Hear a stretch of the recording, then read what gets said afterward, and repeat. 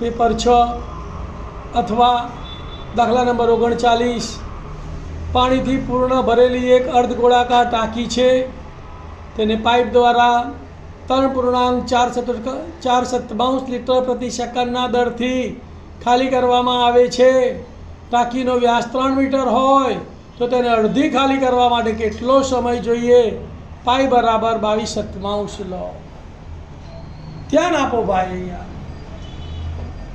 આ અર્ધગોળાકાર ટાંકી છે, થાંભલા ઉપર ઉભેલી, અહીંથી પાણી કાઢવામાં આવે છે। કયા દરથી પાણી નીકળે છે? તો કે 3.4 7 × 21 = 25/7 લીટર પ્રતિ સેકન્ડ ના દરથી પાણી નીકળે। શું કરવાનું તમારે? પાણીનું ઘનફળ શોધી કાઢવાનું અને પછી પદ મૂકવાનું કે 25/7 લીટર પાણી નીકાળવા માટે 1 સેકન્ડ લાગે, તો જેટલું ઘનફળ આવે એટલું પાણી નીકાળવા માટે કેટલા સેકન્ડ લાગે? તો જુઓ, પાણીથી પૂર્ણ ભરેલી એક અર્ધગોળાકાર ટાંકી છે, તેને પાઇપ દ્વારા 3.4 એટલે 7 × 21 = 25/7 લીટર પ્રતિ સેકન્ડના દરથી ખાલી કરવામાં આવે છે। આનો મતલબ મેં સમજાયો ને કે 1 સેકન્ડમાં કેટલું પાણી નીકળે છે? 25/7 લીટર। 1 સેકન્ડમાં કેટલું પાણી નીકળે છે? 25/7। તો ટાંકીનું ઘનફળ લીટરમાં શોધી કાઢીએ। 25/7 લીટર ટાંકી ખાલી કરવા માટે 1 સેકન્ડ, તો આટલા લીટર પાણી ટાંકી ખાલી કરવા માટે કેટલો સમય લાગે? ટાંકીનો વ્યાસ આપેલો છે 3 મીટર, તો પહેલું કામ શું કરવાનું? ત્રિજ્યા, તો ટાંકીની ત્રિજ્યા r બરાબર વ્યાસ ભાગ્યા 2 3/2 મીટર ભાગાકાર કરવાનો। ટાંકીને અડધી ખાલી કરવાની છે, પૂરેપૂરી ખાલી નથી કરવી ભાઈ। તમારે અર્ધગોળક ટાંકીનું અડધું ઘનફળ શોધવું પડશે। કેટલું શોધવું પડશે?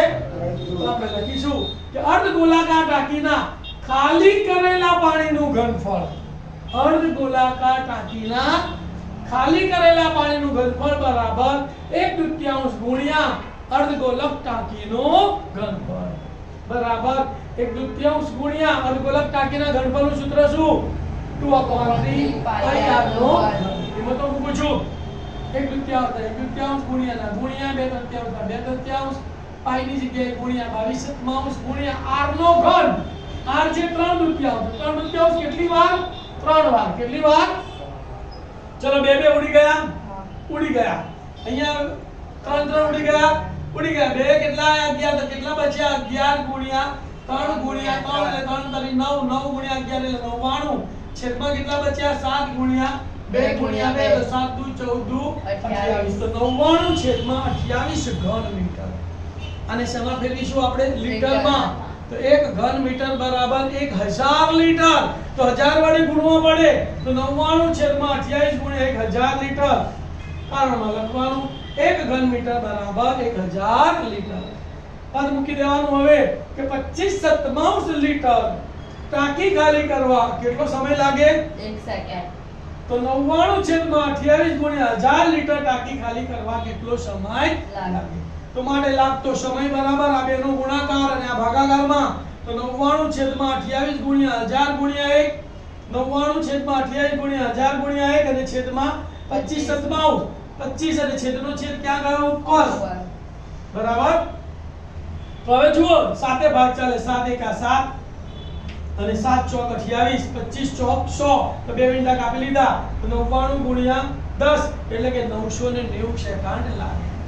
જો તમારે આ જવાબને મિનિટમાં ફેરવવો હોય તો 60 વડે ભાગી નાખવાના, ના ફેરવો તો પણ ચાલે। તો તમારો જવાબ શું લખી શકો છો તમે? 990 સેકન્ડ લાગે। વિદ્યાર્થી મિત્રો અને વાલી મિત્રો, અહીં આપણું ગાલા પેપર સેટના 6 પેપરો સંપૂર્ણ રીતે પૂરા થાય છે। હું આશા રાખું છું કે દરેક વિદ્યાર્થી આ પેપરો ધ્યાનથી ગણશે। જે વિષયમાં જે ચેપ્ટરો નહીં આવડતા હોય એના દાખલા, એની રીત ધ્યાનથી સમજશે તો કોઈ પણ વિદ્યાર્થી નપાસ થશે નહીં। જે વિદ્યાર્થીઓને ગણિત કાચું છે એ વિદ્યાર્થીઓ માટે એક વાત કરી દઉં, તો તમારે સૌપ્રથમ તો પ્રમેય રચના તૈયાર કરી કાઢવાના છે, સંભાવનાના ચેપ્ટર સંપૂર્ણ તૈયાર કરવાનું છે, આંકડાશાસ્ત્રનું ચેપ્ટર તૈયાર કરી કાઢવાનું છે અને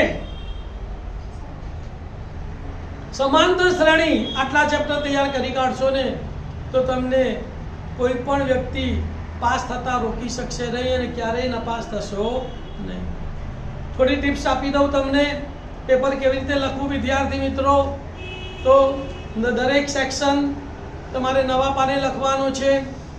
સેક્શન એ તમે શરૂ કર્યો, પહેલો 5મો અને 8મો દાખલો પહેલા લખવો છે તો પહેલા પહેલો લખવાનો, પછી 5મો લખવાનો, તો એને 5મો જ નંબર આપવાનો, બીજો નંબર આપવાનો નહીં. પ્રશ્નપત્રમાં જે નંબર આપ્યા હોય એ જ નંબર તમારે આપવાના. કોઈ પણ દાખલો તમને અઘરો લાગ્યો કે ભૂલી ગયા તો એના માટે તમારે બહુ વિચારીને સમય બગાડવાનો નહીં. 1 મિનિટથી વધારે વિચારવાનું નહીં. નંબર આપીને જેટલો આવડે એટલો ગણી નાખીને છોડીને આગળ વધવાનું. ઘણીવાર તમે શું કરો છો, અડધો દાખલો ભણ્યો હોય પછી તમને લાગે નથી આવડતું ને તમે ચોકડો મારો. તમને પેપર તપાસવાનું કોણે કીધું ભાઈ? હા, તમારે જાતે પેપર તપાસવાનું નથી. તમને જેટલો આવડ્યો એટલો દાખલો ગણ્યો હશે ને તો નિરીક્ષક તમને એનો 1 કે અડધો માર્ક આપશે. એટલે પેપર તમારે તપાસવાનું નથી. તો આ રીતે તમારે દરેક આખું પેપર પૂરું કરવાનું છે. જો તમને પ્રમેય રચના અને આંકડાશાસ્ત્ર અને સંભાવના પાક્કું આવડતું હોય ને તો તમારે પેપર લખવાની શરૂઆત સેક્શન ડી થી કરવાની છે. સેક્શન ડી પહેલા તમારે લખી નાખવાનું, ત્યાર પછી તમારે સેક્શન એ, સેક્શન બી અને સેક્શન સી માં જેટલું આવડે છે બધું લખી નાખવાનું. કોઈ દાખલો નથી આવડતો તો રકમ ઉપરથી જેટલા પોઈન્ટ ઉતારતા આવડે ને એટલા પોઈન્ટ ઉતારી દેવાના, સૂત્રો લખી નાખવાના. જેટલું આવડે એટલું ગણવાનું. તો તમને અડધો 1 નિરીક્ષક માર્ક આપશે. કંઈક લખ્યું હશે તો કંઈક મળશે. એટલે કોરું છોડીને આવવાનું નથી. તમારે પેપરને તપાસવાનું નથી. ખોટું હોય તો ખોટું ગણીને તમારે છોડી દેવાનું છે. આ ઉપરાંત પેપરની અંદર ઘણા હોશિયાર વિદ્યાર્થીઓ પેપરને સુંદર સજાવતા હોય છે. લાલ, લીલી, કાળી પેનોનો ઉપયોગ કરતા હોય છે. પણ તમને સુંદર સજાવવાનો શોખ અહીંયા નિરીક્ષક તમને ભારે પાડશે. કારણ કે નિરીક્ષક એવું વિચારે છે કે તમે નિશાનીઓ કરી છે પેનોથી, એટલે શું કરે છે, તમારા માર્ક કાપી કાઢે છે. પણ તમારો કોઈ એવો આશય હોતો જ નથી. એટલે વિદ્યાર્થી મિત્રો માત્ર ને માત્ર એક બ્લુ પેનનો અને પેન્સિલનો જ ઉપયોગ કરવાનો છે. બીજી કોઈ પેનનો ઉપયોગ કરવાનો નથી.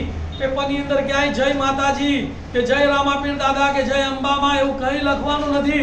કારણ કે એવું બી કંઈક લખશો ને તો પાછો નિરીક્ષક એવું વિચારશે કે આ કંઈક સંકેત કરવા માટે લખેલું છે. બરાબર, ખૂબ સારી રીતે ગભરાયા વગર પેપર લખવાનું છે. સંપૂર્ણ પેપર લખવાનું છે. જેટલું આવડે એટલું પૂરેપૂરું બધા પ્રશ્નો આવવા જોઈએ. ઘણીવાર શું થાય છે કે કોઈ દાખલો ના આવડે ને તમે એમાં મચી પડો છો અને પછી જ્યારે છેલ્લે ઘડિયાળ જોવો છો સેક્શન ડી તો છૂટી ગયું. ભલી તો તારી ભલી થાય. 20 માર્કમાંથી તમને પ્રમેયની રચના આવડતા એને છોડીને આવ્યા છે. નહોતો આવડતો એના પાછળ સમય બગાડ્યો. જે દાખલો નથી આવડતો એના પાછળ 1 મિનિટથી વધારે સમય બગાડવાનો નથી. એનો નંબર આપી જગ્યા છોડીને આગળ વધવાનું છે. સપ્લિમેન્ટરી જોઈએ એટલી મળશે. કોઈ નિરીક્ષક તમને એમ નહીં કહે કે કેમ ભાઈ સપ્લિમેન્ટરી આટલી લે છે કારણ કે તમે પરીક્ષા ફી ભરેલી છે, તમે મફત સપ્લિમેન્ટરી માંગતા નથી. આશા રાખું કે મારા વિડીયો જોનારા અને એમાંથી ગણિત શીખનારા કોઈ પણ વિદ્યાર્થી ફેલ ના થાય અને 80 માંથી 80 માર્ક લઈને આવે. All the best. ઓમ નમઃ શિવાય. Thank you.